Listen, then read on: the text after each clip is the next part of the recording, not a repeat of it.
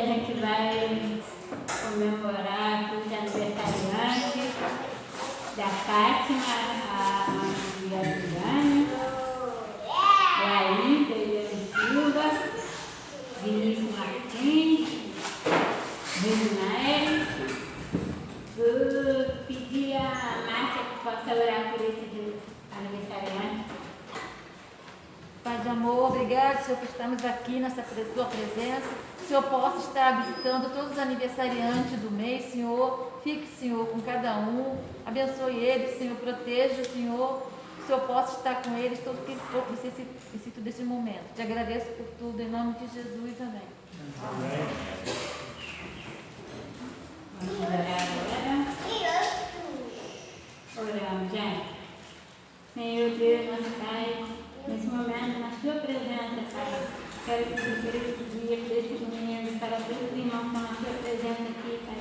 Que o Senhor possa abençoar o nosso culto, o nosso dia, Pai. Entrego tudo nas suas mãos, Pai. Em nome do Senhor Jesus, Pai. Amém. Agora vamos cantar um louvor. Bendito seja sempre o Cordeiro. Irmãos, nós ainda não conseguimos ligar ali a mídia, mas os irmãos conhecem bem sim, né? Bendito seja sempre o Cordeiro. Acho que dá para a gente cantar até sem a mídia mesmo.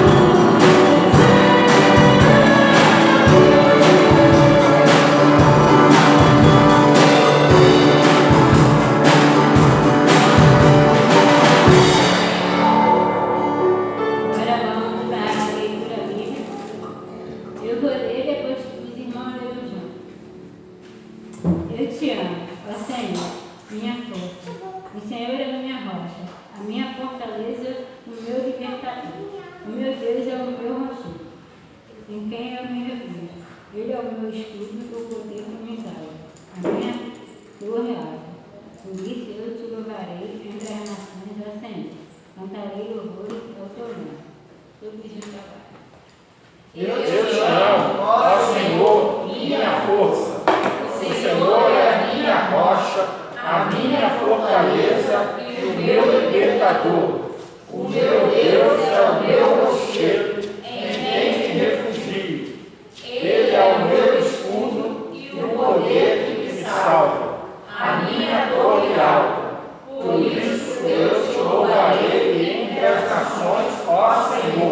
Cantarei louvores ao teu nome.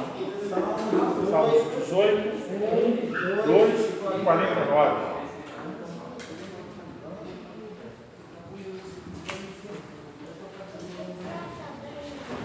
Vamos cantar em Ti, meus irmãos, também bastante conhecido dos irmãos, acho que dá para todo mundo cantar com essa música aí. Thank you.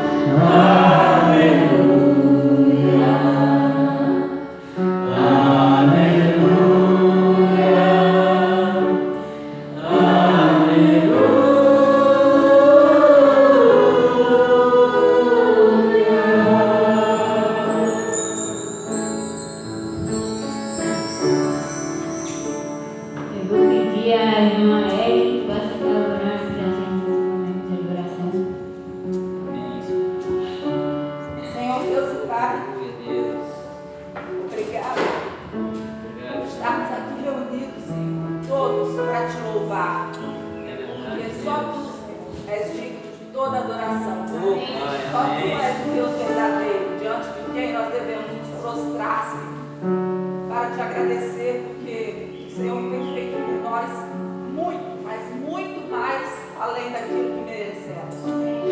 Nós possamos, Senhor, compartilhar com todos esse amor, Senhor, esse cuidado que o Senhor tem com as nossas vidas.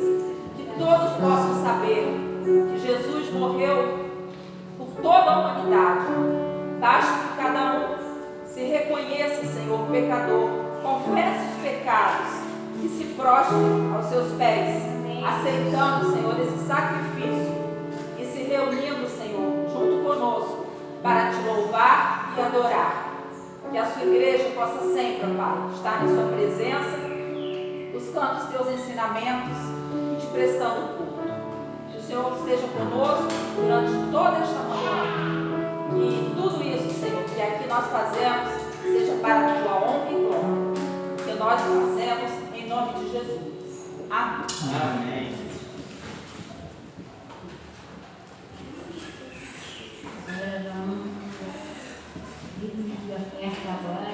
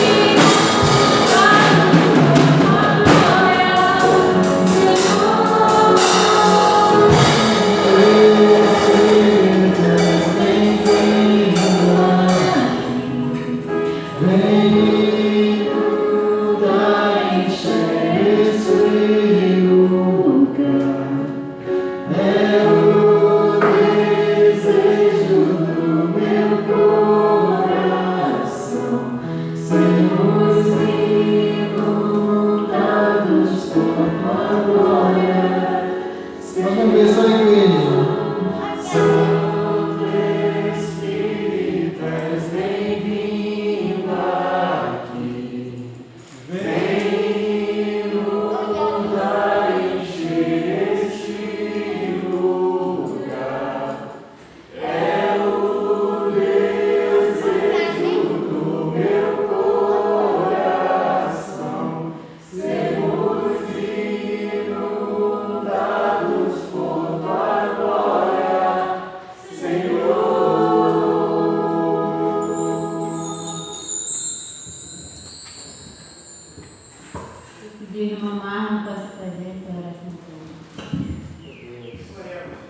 Senhor Deus, nosso Pai, muito obrigado, Senhor, porque somos privilegiados, ó Pai, de estar aqui em Sua presença. Amém. Privilegiados, Senhor, de estarmos reunidos aqui, ó Pai, com o intuito de louvar e exaltar o Seu nome, ó Pai. Muitas pessoas que não estão no nosso lugar agora, ó Pai, mas Senhor, nos deu essa condição de que possamos fazer isso, ó Pai, em liberdade, ó Pai. Que possamos estar aqui, ó Pai, dedicando toda a nossa alma, Pai, porque nós precisamos estar aqui aprimorando todas as nossas forças, renovando, Senhor Deus, nossa mente e coração, para chegarmos lá fora, Pai, dar o melhor de nós, Senhor Deus, para que as pessoas lá fora, Senhor Deus, possam ver, Pai, a Sua glória resplandecer sobre nós, Senhor. Que nós possamos, Senhor Deus, lá fora, Senhor Deus, fazer a única coisa que nos importa aqui nessa terra, que é levar o Seu Evangelho, Senhor Deus, que é apresentar, Senhor Deus, as boas novas que o Senhor nos tinha apresentou.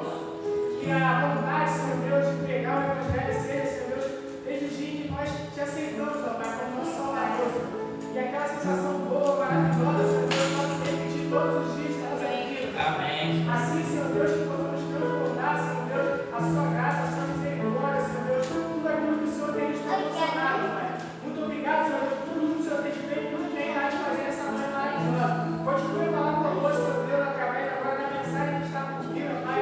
Seja como pastor, Senhor Deus, que vai trazer a Sua mensagem, o Senhor já colocou no coração dele, Senhor. Eu também te entrego, Pai, um momento agora de dedicação de dízimos e ofertas, e vidas entregues a Ti, ó Pai. Esteja, Senhor Deus, que cada vida que se arrepende de seus pecados, Senhor Deus, e te reconhece como o único Salvador de sua vida, ó Pai. Esteja também, Senhor Deus, com esses bens, ó Pai, que depositamos aqui em Sua casa, ó Pai, que possam ser utilizados da melhor maneira, Senhor, para o Seu reino, ó Pai. Amém. Obrigado por tudo, é isso que eu te oro e te agradeço. Perdoe nossos pecados, porque nós somos pais, ó Pai. É isso que eu te oro em nome de Jesus. Amém. Amém.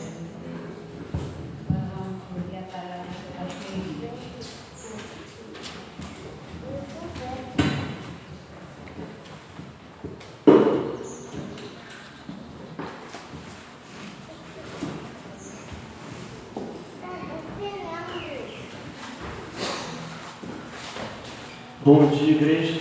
Bom dia. Alegria quando me disseram vamos à casa do Senhor.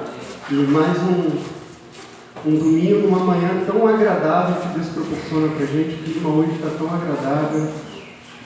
E Deus nos dá essa oportunidade. A gente precisa, meus irmãos, mais do que em outras épocas, hoje eu acho que a gente consegue valorizar, ter uma percepção maior de como a gente deve valorizar a liberdade de culto que a gente tem, e a liberdade de cultuar. Por muito tempo a gente teve essa liberdade privada, né, impedida, por uma questão sanitária, por uma questão de cuidado, e a gente precisa continuar tomando esse cuidado, mas todos aqueles que puderem estar aqui, eu sei que os irmãos em casa assistindo. No domingo passado a gente tinha uns irmãos, hoje eu já estou vendo outros que não estavam aqui, a própria Michele e a Lulu não estavam aqui domingo passado, hoje estão aqui comigo, com a gente. E a gente está marcando para próximo domingo, que é o primeiro domingo do mês, a gente fazer a ceia. Então eu queria convidar, né, reforçar o convite para todos que já estão aqui, para aqueles que estão em casa assistindo, para que a gente possa reunir todos os grupos, né, do domingo passado desse. E porventura aqueles que têm assistido só de casa, que possam estar aqui também domingo, para que a gente possa participar junto da ceia do Senhor, que é um momento de celebração, é um momento de comunhão da Igreja de Cristo. Estava conversando com o Júnior, inclusive, que eu gostaria de ter uma conversa, né, depois do culto, mas eu acho melhor deixar para domingo que vem, né, a gente ter uma conversa até para os irmãos já se prepararem para ficar um pouquinho mais, pouquinha coisa mesmo, vai ser uma conversa breve, para que a gente possa alinhar algumas coisas, né? Então que Deus possa nos conduzir, que Deus possa nos guiar, que Deus possa dar condições à igreja de ir avante. Amém? Eu gostaria de compartilhar com os irmãos nessa manhã o texto que está lá no livro de Atos, Atos dos Apóstolos, capítulo 3. A gente vai ler os primeiros versículos. Nesse tempo que a gente tem vivido de crise sanitária, né, de pandemia, é sempre bom a gente lembrar do poder que Deus tem para curar. Porque o nosso Deus é um Deus que cura enfermidade, que cura qualquer tipo de doença, qualquer tipo de problema, seja física, emocional, espiritual. Está lá em Atos 3, vamos ler o capítulo 3, versículos de 1 a 10, diz o seguinte: Pedro e João subiam ao templo para orar na hora 9. Era levado um homem coxo de nascença, o qual punham diariamente a porta do templo chamada Formosa para pedir esmolas aos que entravam.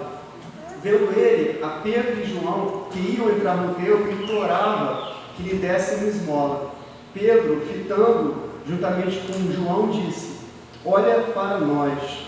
Ele os olhava atentamente, esperando receber alguma coisa. Pedro, porém, lhe disse: Não possuo nem prata nem ouro, mas o que eu tenho, isso te dou. Em nome de Jesus Cristo, o Nazareno, anda. E tomando pela mão direita, o levantou. Imediatamente os seus pés e tornozelos se firmaram. De um salto se pôs em pé. Passou a andar e entrou com eles no templo, saltando e louvando a Deus. Viu todo o povo a andar e louvar a Deus, e reconheceram ser ele o mesmo que esmolava sentado à porta formosa do templo, e se encheram de admiração e assombro por isso que lhe aconteceu. Senhor Deus, Pai amado, obrigado pela oportunidade que a gente tem de conhecer mais da Tua palavra, Pai, meditando, Senhor Deus, na Bíblia, no Teu livro. Eu te peço que o Senhor nos dê sabedoria, Pai, para que a gente possa aprender e para que a gente possa aplicar nas nossas vidas aquilo que o Senhor tem falado a nós, Pai. Eu te peço que o Senhor me use como instrumento, a oração que fazemos em nome de Jesus. Amém. Meus irmãos, a gente acabou de se deparar, né, de ler um episódio em que servos... Obrigado. Servos de Deus, discípulos de Jesus, foi usado como instrumento do Espírito Santo para curar, para realizar ali um milagre. E eu gostaria de tirar algumas breves lições desse texto. E a primeira coisa que eu gostaria de compartilhar com os irmãos é uma pergunta: o que nós temos pedido a Deus? O que você na sua casa, o que você na sua caminhada, na sua vida, que você tem refletido, que você tem sonhado, que você tem almejado e você tem colocado diante de Deus, aquilo que está no seu coração? É interessante a gente perceber que aquele homem que estava ali à porta do templo Formosa, aquele homem coxo, o que ele vinha pedindo e clamando todo dia ele era colocado na porta do templo, e o que ele fazia todo dia era pedir esmola. Será que aquele homem pedia esmola porque ele não acreditava em Deus? Porque ele simplesmente não achava que Deus poderia curar ele? Ou seja, será que aquilo ali era uma falta de fé simplesmente? Será que talvez ele só pedisse esmola porque de fato ele não conhecesse a Deus? Será que ele não conhecia o poder que Deus tinha? Será que ele não sabia quem era Deus para poder operar um milagre na vida dele? E ele, ao invés de pedir esmola, ele pudesse estar pedindo a cura, pedindo para que Deus realizasse um milagre na vida dele? E aí ele traz uma reflexão para a gente: será que nas nossas vidas a gente tem pedido esmolas para Deus, ao invés de a gente de fato pedir coisas grandes, coisas que a gente sabe que Deus tem poder para realizar, mas talvez tenha faltado fé, talvez a gente não tenha acreditado que Deus pode realmente mudar a realidade, que Deus pode realmente transformar situações e mudar por completo, e a gente tem buscado se contentar com coisas pequenas, e buscar coisas pequenas, e buscar coisas pequenas. Ou será que talvez isso também não era um pouco de falta de compromisso? E aí também da nossa parte, às vezes, não é um pouco de falta de compromisso. Como assim falta de compromisso? Bom, se Deus me ajuda pouco em coisas pequenas, coisas simples, eu também posso me comprometer pouco. Eu não preciso me comprometer tanto, já que eu... E aí a gente barganha com Deus, me dá um pouquinho, que eu dou um pouquinho. É interessante a gente perceber que aquele homem, a partir do momento que ele foi curado, a partir daquele momento ele poderia passar a trabalhar. Porque ele, coxo naquela época, ele não trabalhava, ele não era sempre em lugar nenhum, ele não podia produzir nada e só esmolar. Mas a partir daquele momento, ele ia passar a trabalhar. E às vezes eu tenho a sensação, parece absurdo, meus irmãos, falar isso. Mas eu tenho a sensação de que tem pessoas, às vezes, que preferem continuar inválidos para não ter que trabalhar. E será que isso também é uma coisa que não reflete, às vezes, na vida espiritual? Às vezes a gente prefere ter algumas dificuldades na nossa vida que a gente até usa como desculpa para não se comprometer mais com o reino, para não se comprometer mais com Deus. Isso é uma coisa que a gente precisa pensar, que a gente precisa refletir. Às vezes Deus tem coisas muito maiores para a nossa vida, mais do que pedimos ou pensamos. E a gente tem pedido coisas tão pequenas. E eu não estou falando aqui de pedir no sentido de você ser ousado, de você querer que Deus te dê, que você tome posse, não é disso. Mas eu estou falando de viver na dependência dEle, de confiar de que Ele tem poder para mudar a realidade, para transformar a sua vida, para te ajudar a superar os obstáculos. E aí isso nos leva a um segundo ponto, que Deus ele nos quer por completo. Assim como eu falei que às vezes a gente pede pouco a Deus para a gente poder também dar pouco, se comprometer pouco, a gente precisa entender que por mais que às vezes a gente queira pouco, Deus não quer pouco de nós. Às vezes a gente pensa, eu vou na igreja uma vez por semana, eu vou lá, vou dar 10% do meu salário, e eu estou bem, eu estou fazendo a minha parte, eu estou cumprindo aquilo que é correto, eu estou dando dízimo, eu estou indo à igreja, e o resto da semana e o resto do dinheiro eu faço o que eu quero e que eu bem entendo com Ele.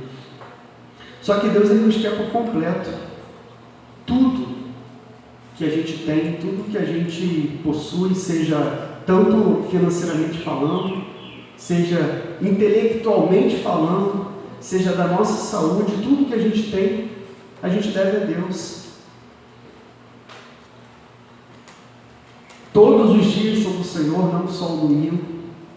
Porque a gente precisa realmente viver de fato uma vida que agrada a Deus. A gente precisa realmente lembrar que aqui a gente está na igreja só para se alimentar espiritualmente, para compartilhar com os irmãos a nossa fé, para a gente crescer, para a gente se abastecer. Mas a diferença verdadeira, a vida de crente, a vida de cristão precisa ser vivida lá fora, de segunda a sábado, fora da igreja. E é lá que a gente precisa mostrar que nós vivemos para Deus, que as coisas que a gente faz, que tudo que a gente faz é para glorificar o nome dEle. E a gente precisa ter essa consciência de que Deus nos quer por completo, e a gente precisa se entregar por completo a Ele, e não só algumas questões na nossa vida.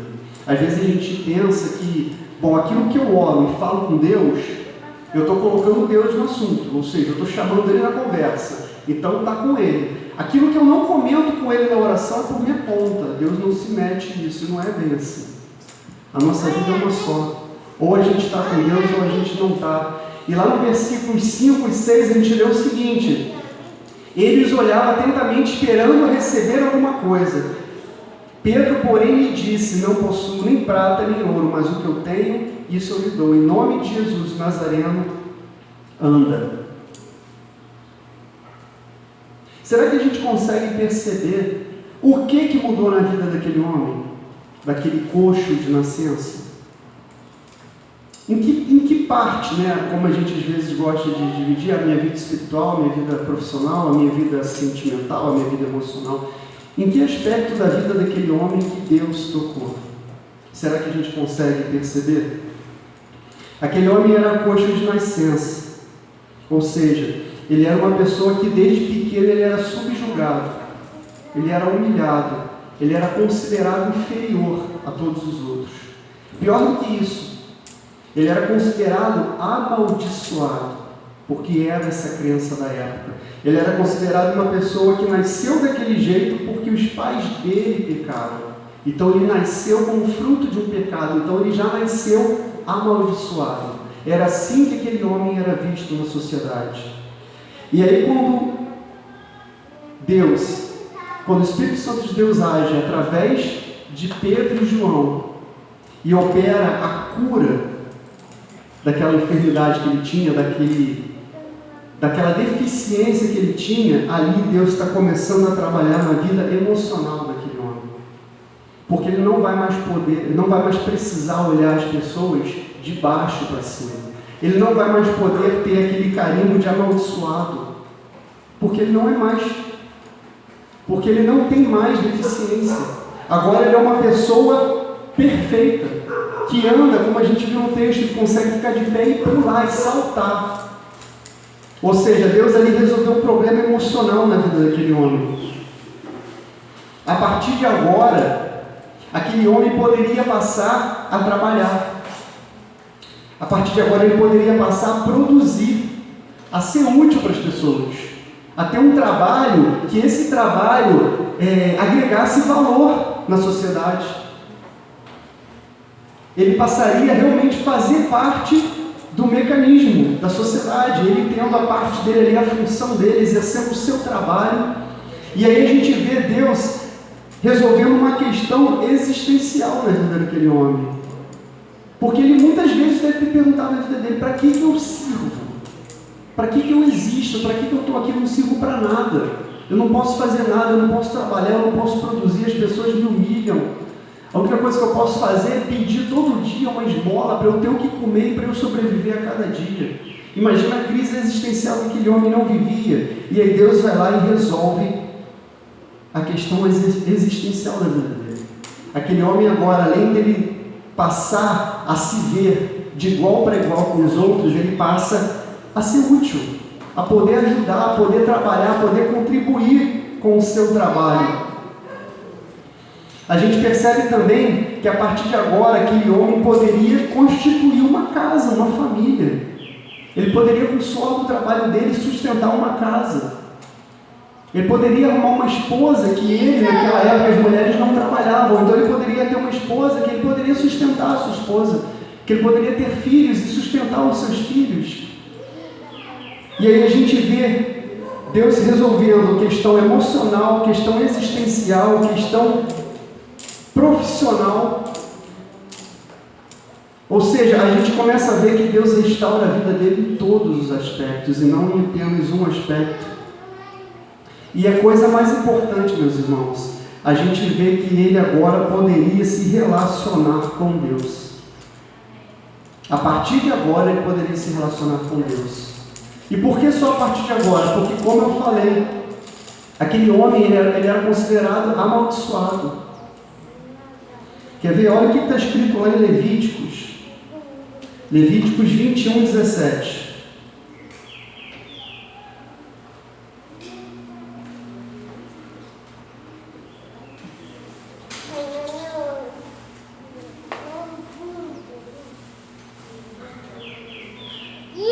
Levítico 21, 17 diz o seguinte: fala a Arão, dizendo: ninguém dos seus descendentes, nas suas gerações, em que houver algum defeito, se chegará para oferecer o pão do seu Deus.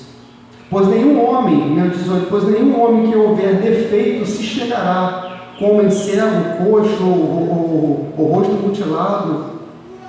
Ou seja, lá na lei, lá em Levíticos, fala que ninguém que tivesse algum tipo de defeito, algum tipo de deficiência, poderia entrar na casa do Senhor, poderia entrar no templo, poderia oferecer oferta a Deus. Ou seja, uma pessoa que tivesse qualquer tipo de deficiência, ela não poderia se relacionar com Deus. E aí a gente vê aqui Deus resolvendo uma situação, uma questão espiritual na vida daquele homem. E aí é interessante que a gente vê que lá no versículo 8 diz o seguinte, versículo 7, né, ainda. E tomando pela mão, se levantou imediatamente, e seus pés e tornozelos se firmaram, e de um salto se pôs de pé. Passou a andar, e o que ele fez assim que ele passou a andar? Entrou com eles no templo, saltando e louvando a Deus.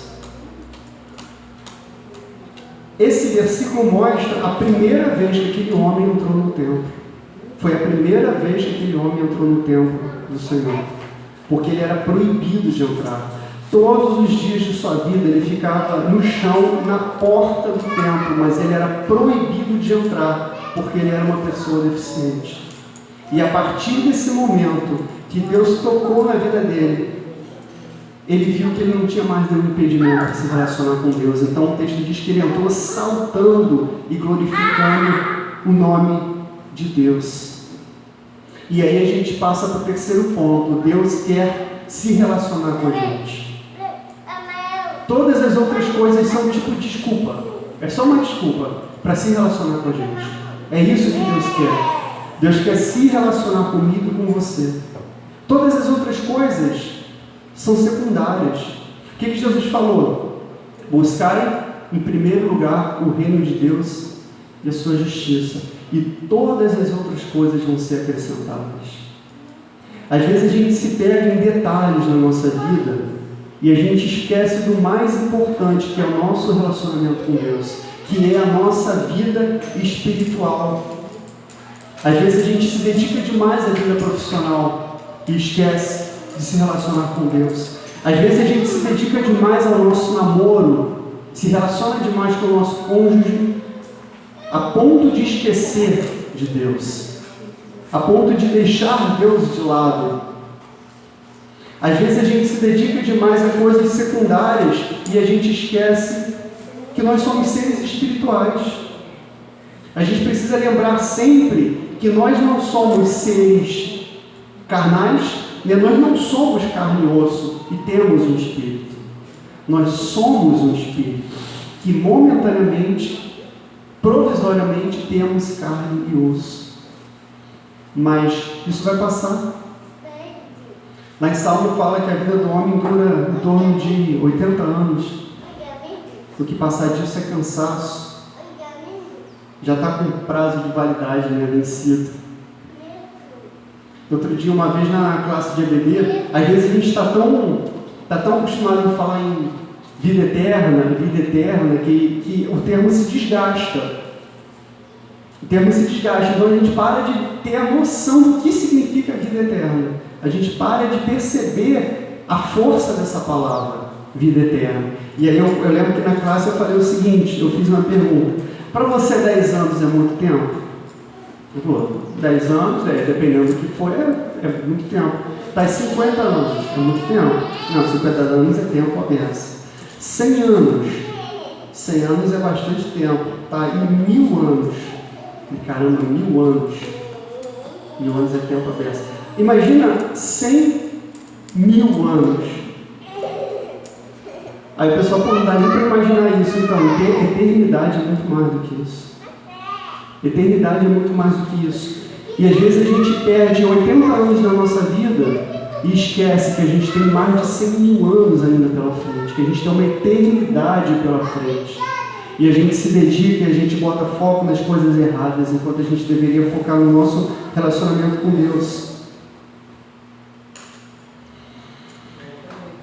Lá em Jeremias 29, 11, diz o seguinte: porque eu é que conheço os planos que tenho para vocês, diz o Senhor, planos de fazê-los prosperar e não causar danos, planos de dar a vocês esperança e um futuro.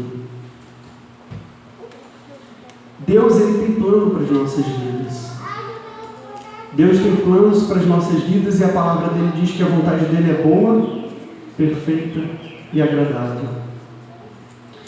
Então a gente precisa realmente entender que vale a pena a gente buscar a Deus em primeiro lugar. Vale a pena a gente realmente dedicar a nossa vida a servir a Deus e a entregar o nosso caminho a Ele, porque a gente pode até planejar, mas os planos deles são melhores do que os nossos. Muitas vezes o nosso plano dá errado, e glória a Deus por isso, porque o plano de Deus é maior. Às vezes o nosso dá errado para que o de Deus dê certo. E como é bom quando a gente consegue sonhar os planos de Deus, quando a gente consegue encontrar aquilo que Deus quer para a nossa vida, a gente passa a viver os sonhos de Deus. Era isso que Pedro e João estavam fazendo. Eles estavam vivendo os sonhos de Deus. E ali Deus estava realizando milagres através da vida deles. Imagina Pedro quando ele estava lá naquela pesca que deu errado, que ele ficou a noite toda e não conseguiu. Depois Jesus Cristo foi lá e mandou ele lançar a rede de novo. E aí ele viu um milagre na frente dele. E Jesus falou para ele: a partir de agora você vai ser pescador de homens. Ele não tinha noção do que Jesus estava falando ali para ele. Ele não tinha noção nenhuma. Assim como a gente não tem noção do que Deus pode fazer na nossa vida. O que Deus já tem feito na nossa vida e pode fazer ainda mais. Então, meu desejo nessa manhã é que a gente possa permitir que Deus de fato transforme a nossa vida. Que a gente possa realmente crer no poder de Deus para transformar, para curar, para mudar a realidade. Que a gente possa realmente colocar 100% da nossa vida nas mãos de Deus, que a gente possa depender 100% dEle. Que a gente possa também ser instrumento dEle para que Ele possa operar através de nós. Para que a gente não faça as coisas contando com a nossa capacidade, mas com o poder de Deus em nossas vidas para nos usar como instrumento. E para que a gente possa fazer parte daquilo que Deus quer fazer nesse mundo. Pedro e João foram usados por Deus para mudar para sempre a história daquele homem, daquele coxo, que poderia morrer sendo ninguém. E hoje a gente conhece a história dele. Provavelmente dali ele se casou, teve filhos, e ele construiu uma história. Ou seja, Deus construiu uma história diferente na vida daquele homem, porque um dia ele foi tocado por Deus. Que a gente possa a cada dia permitir que Deus toque na nossa vida. E Ele realmente possa fazer aquilo que Ele quer nas nossas vidas, e não aquilo que a gente quer que Ele faça. Amém?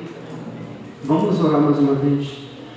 Senhor Deus, Pai amado, muito obrigado pela leitura da Tua Palavra. Senhor Deus, muito obrigado porque a gente pode meditar na Tua Palavra e para que a gente pode buscar entender aquilo que o Senhor quer para nós, Pai.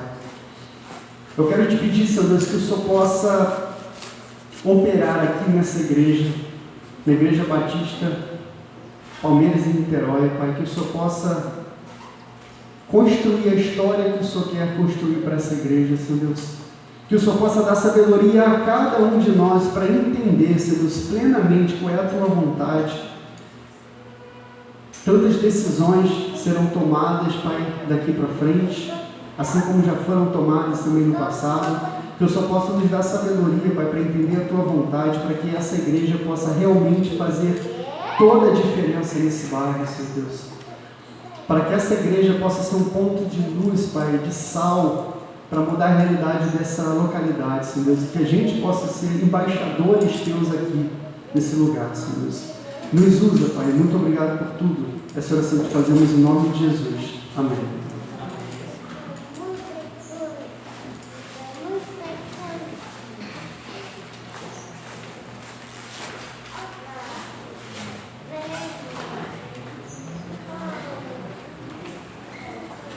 Nome bom, doce a fé, a esperança do porvir. Esse é o nome de Jesus, né? Esse mesmo Jesus que operou os milagres, que hoje ainda está aí ativo, presente, vivo nas nossas vidas, podendo nos dar livramento, podendo nos dar uma nova vida, como o Elias colocou aqui, uma vida eterna.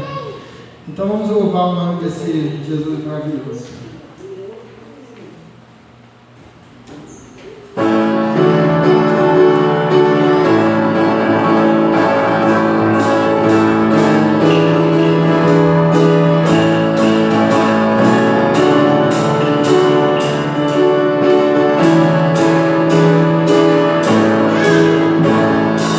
Nome santo,